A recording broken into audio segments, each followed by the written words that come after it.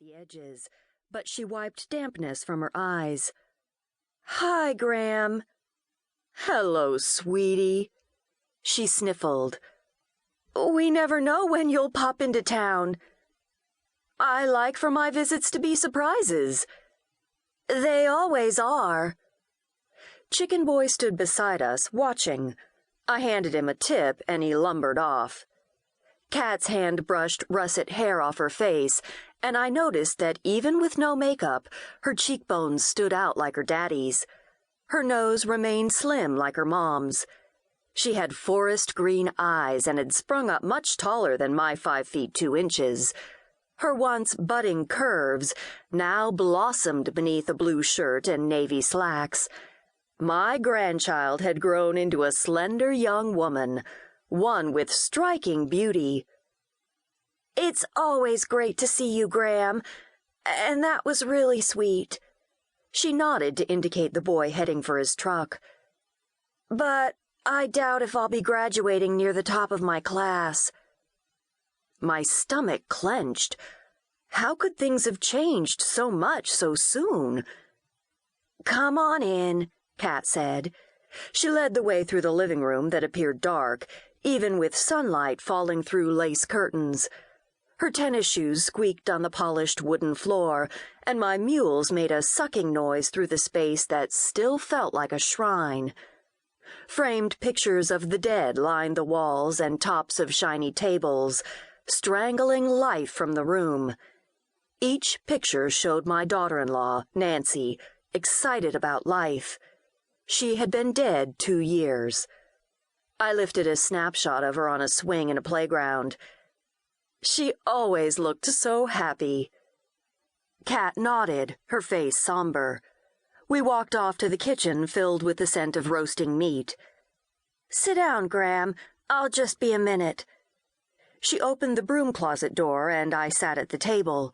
Mauve curtains hung in the bay windows, and a cheerful print with skinny piglets rimmed the walls.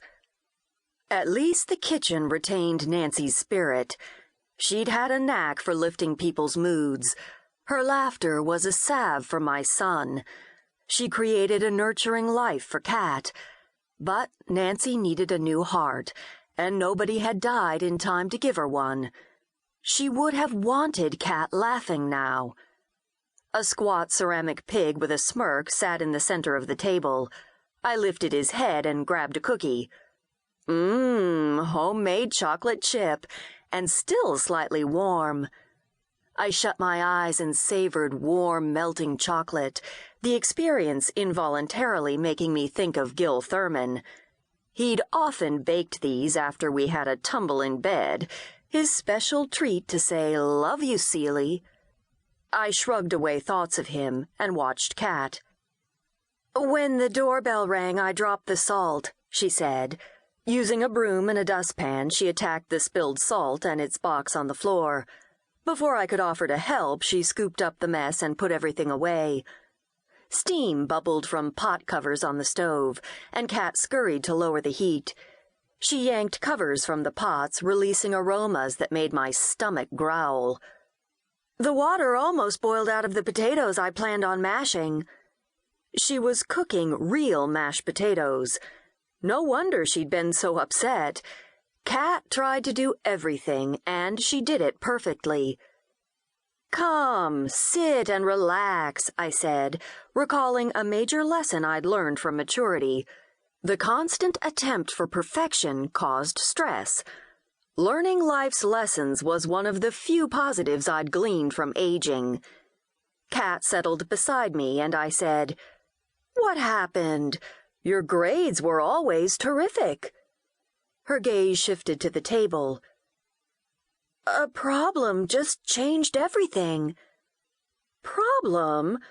Well, I doubt I could help with most of your honors classes, but I was pretty good in some subjects." I thought about pulling out the papers I'd shoved into my purse. I'd brought one of my high school report cards and my college transcript, thinking Kat would laugh while comparing her grades to mine. Math had given me some problems, so did some of the sciences. I didn't think she had difficulty with any subject, but this didn't seem the right time for trying to get